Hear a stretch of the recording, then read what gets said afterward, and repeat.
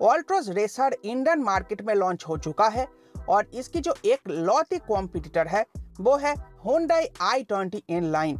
इसलिए हम दोनों ही गाड़ियों को कंपेयर करने वाले हैं और देखने वाले हैं कौन सी गाड़ी वैल्यू फॉर मनी बैठती है आपके बजट के ऊपर। तो चलिए वीडियो की स्टार्ट करते हैं प्राइसिंग से। तो ऑल्ट्रोज की प्राइसिंग स्टार्ट हो जाती है 9.49 लाख रुपए से और चली जाती है 10.99 लाख रुपए तक।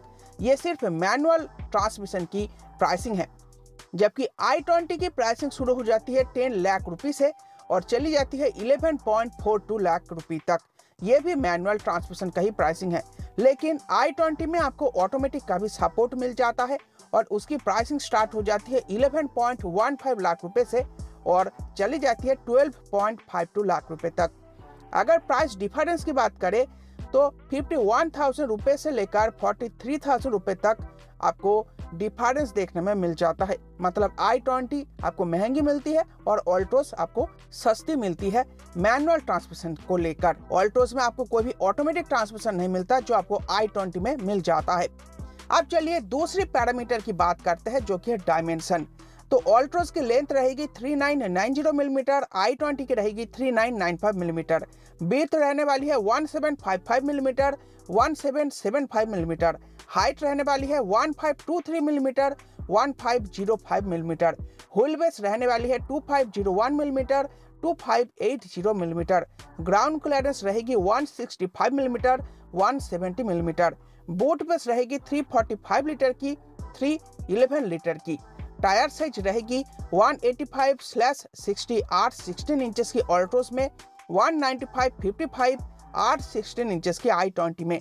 तो डायमेंशन को अगर यहाँ पर कंपेयर करें तो i20 में आपको व्हील बेस ज़्यादा मिलती है, जिसके वजह से गाड़ी के अंदर केबिन पेस आपको काफ़ी बढ़िया मिलने वाली है ऑल्ट्रोज के मुकाबले।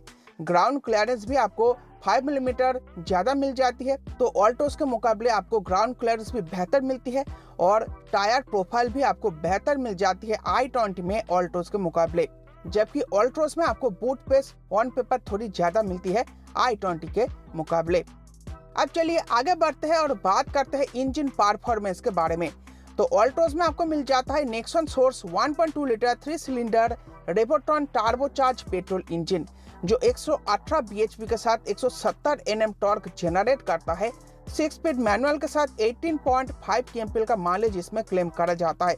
दूसरी तरफ i20 में आपको मिल जाता है 1 litre 3 cylinder turbo GDI petrol engine जो 118 bhp के साथ 172 Nm टॉर्क जनरेट करती है। 6 स्पीड मैनुअल के साथ 7 speed DCT automatic gear box का भी ऑप्शन मिल जाता है। माइलेज आपको 20 kmpl का क्लेम करा जाता है। तो इंजन परफॉर्मेंस में आप लोग देख ही सकते हो कोई भी फर्क नहीं है, दोनों ही गाड़ियों के इंजन्स एक जैसा ही पावर जनरेट करती है, लेकिन i20 कुछ मामलों में ऑल्टो से बेहतर हो जाती है। i20 का इंजन Hyundai सोर्स है, Hyundai का ही इंजन है, तो आपको रिलायबिलिटी इशू कोई भी देखने में नहीं मिलेगा। इसके साथ मैनुअल के साथ आपको जेन्युइन ऑटोमेटिक ट्रांसमिशन का भी ऑप्शन मिल जाता है। तो अगर आप ऑटोमेटिक ट्रांसमिशन के साथ हॉट हैच परचेस करने की सोच रहे हो तो उसका सिर्फ एक ही ऑप्शन है i20। ऑल्ट्रोज में वो आपको नहीं मिलेगा। इसके अलावा i20 का वजन थोड़ा कम रहेगा, इसीलिए आपको थोड़ा fun to type performance i20 में बेहतर मिलेगी। ऑल्ट्रोज थोड़ी भारी होने वाली है तो थोड़ा बहुत आपको परफॉर्मेंस में कमी मिलेगी i20 के मुकाबले। अब चलिए आगे बढ़ते हैं और बात करते हैं कंफर्ट फीचर्स की। सबसे पहले कॉमन फीचर्स की बात कर लेते हैं जो दोनों ही गाड़ियों में आपको मिल जाएगा।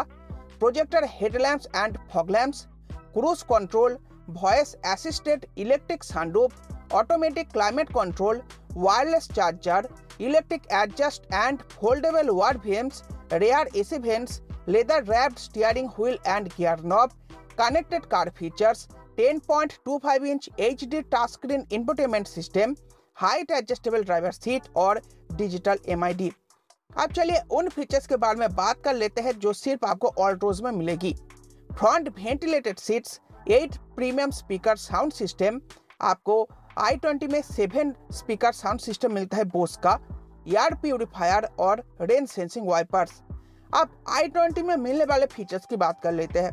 पैडल शिफ्टर्स, ये सिर्फ आपको DCT में मिलेगी। ऑल्टोस में आपको कोई ऑटोमेटिक नहीं मिलता, इसलिए कोई भी पैडल शिफ्टर्स भी देखने में नहीं मिलता। इसके अलावा जो प्रोजेक्टर हेडलैम्प्स और फॉग लैम्प्स आपको i20 में मिलती है वो LED सेटअप के साथ आती है, लेकिन आपको ऑल्टोस में वो हैलोजन सेटअप में मिलती है। डे नाइट IRVM आपको i20 में जो मिलेगी वो ऑटोमेटिक होने वाली है, इलेक्ट्रोकोमिक IRVM आपको मिल जाएगी, जबकि ऑल्टोस में आपको वो मैनुअल मिलने वाली है।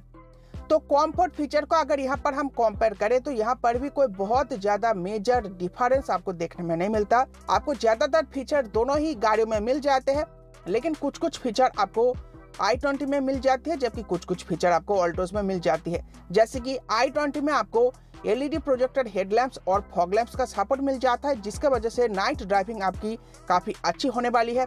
जबकि ऑल्टोस में आपको फ्रंट वेंटिलेटेड सीट्स मिल जाती है, जिसके वजह से गर्मियों के दौरान गाड़ी अगर आप चलाते हो तो आपको कंफर्ट लेवल काफी बढ़िया मिलने वाली है। आपकी बैक गीली नहीं रहेगी, हर वक्त सूखी रहेगी, तो ये कंफर्ट लेवल आपको ऑल्टोस में मिल जाती है। तो जो आप लेना चाहते हो वो आप एक सिलेक्ट करके ले सकते हो। अब चलिए आगे बढ़ते हैं और बात करते हैं सेफ्टी फीचर्स के बारे में। सबसे पहले कॉमन फीचर्स की बात कर लेते हैं जो दोनों ही गाड़ियों में मिल जाता हो। वो है 6 airbags, electronic stability programme, isofix anchors, high speed alert, height adjustable front seat belt, 3-point seat belt for all seats, seat belt pretensioners, impact sensing, auto door unlock. ये सभी फीचर दोनों ही गाड़ियों में आपको मिल जाता है। अब उन फीचर के बारे में बात करते हैं जो सिर्फ आपको ऑल्टोस में मिलता है। तो वो है brake sway control, 5-star crash test rating from global NCAP, 360 view camera और ब्लाइंड व्यू मॉनिटर। अब उन फीचर्स के बारे में बात करते हैं जो सिर्फ आपको i20 में मिलता हो। Tyre pressure monitoring system, hill start assist control, vehicle stability management और इमरजेंसी स्टॉप सिग्नल।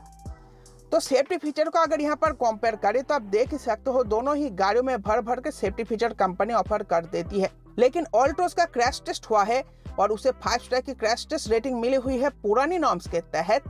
तो अगर आपको क्रैश टेस्ट रेटिंग वाली गाड़ी चाहिए तो फिर आप ऑल्टोस प्रेफर कर सकते हो, वरना दोनों ही गाड़ियों में भर भर के सेफ्टी फीचर आपको ऑफर कर दिया जाता है। अब चलिए आगे बढ़ते हैं और बात करते हैं स्टैंडर्ड वारंटी के बारे में।